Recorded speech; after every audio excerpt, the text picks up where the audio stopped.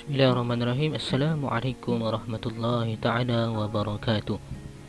Alhamdulillah, InsyaAllah hari ini kita akan sambung pelajaran kita yang lepas. Kita dah belajar pelajaran yang ketiga ini, Ad-Darsus Salis Asy-Syuhur. Kita dah belajar tentang Yaumul Watani, Aidil Fitri, Aidil Adha. Kita dah kenal hari kebangsaan, kita dah kenal apa dia hari raya puasa dan hari raya haji. Kita pun dah kenal Syuhur As-Sanah Hijriyah wal Miladiyah bitartib.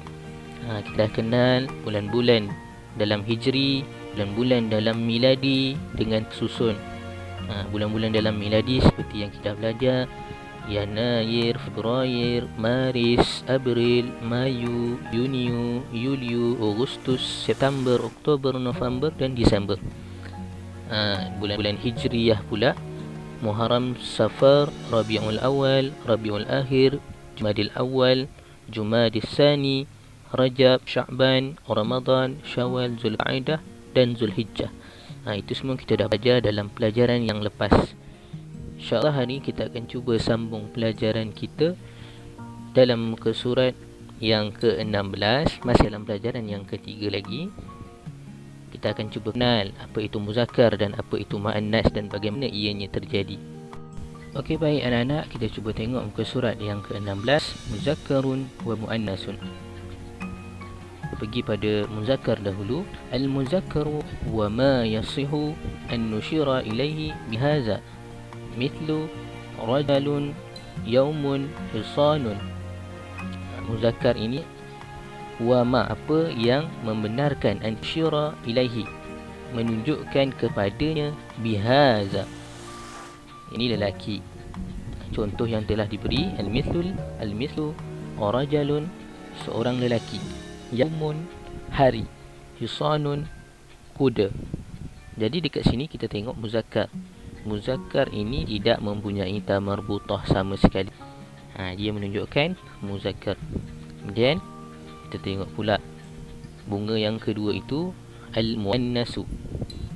Okey, takrif dia: ma yasihu an nushira ilaihi bihadhihi. Ma yasihu an nushira ilaihi bihadhihi, apa yang membenarkan, an nushira, menunjukkan kepadanya, bihadhihi, menunjukkan kepadanya, perempuan, mislu, contohnya, imra'atun, naqatun. Imra'atun ini adalah seorang perempuan, naqatun ini adalah unta betina.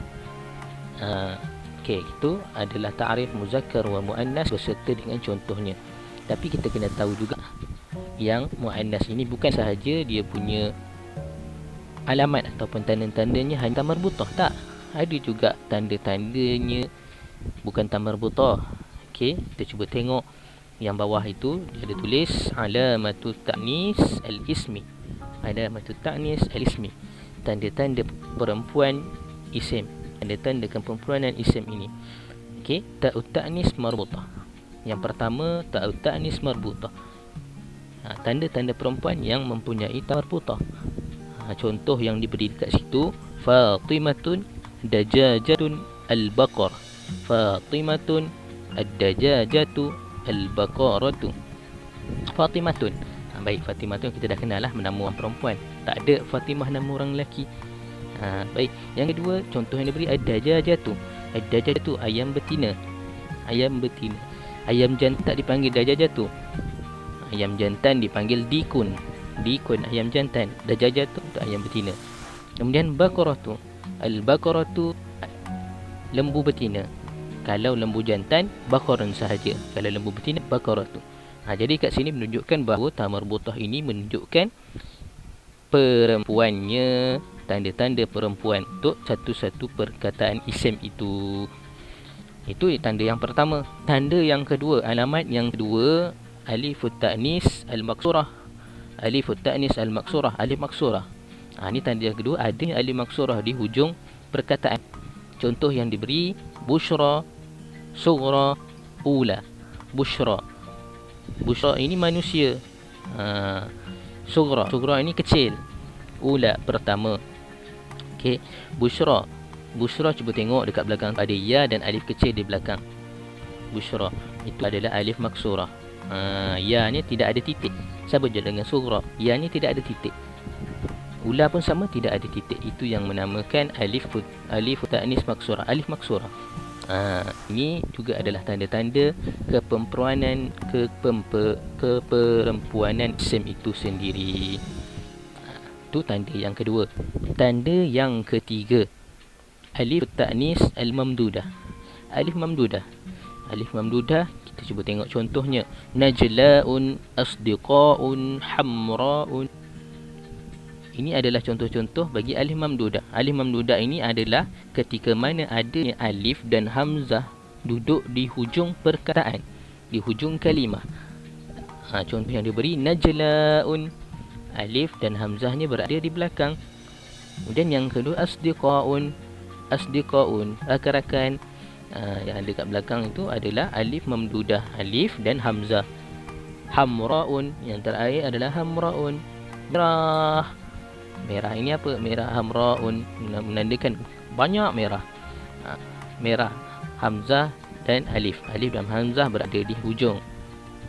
Okey, baik. Itu sahaja pelajaran untuk kita hari ini. Kita dah kenal apa dia muzakkar, apa dia muannas, apa ta'rif muzakkar, apa ta'rif muannas, contoh-contoh dia.